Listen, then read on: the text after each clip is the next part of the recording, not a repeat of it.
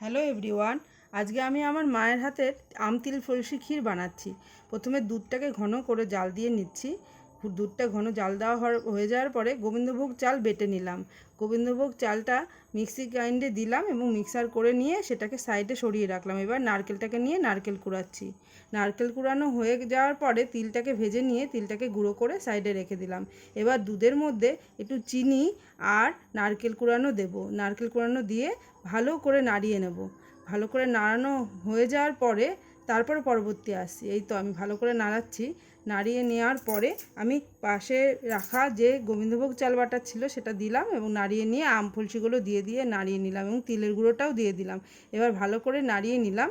নাড়িয়ে নেওয়ার পরে তারপরে ঘন হয়ে যাওয়ার পরে কিন্তু আমার ক্ষীরটা রেডি হয়ে গেল। তো আপনারাও এটা ট্রাই করে দেখবেন, কমেন্টের মাধ্যমে জানাবেন কেমন লাগলো। Thank you.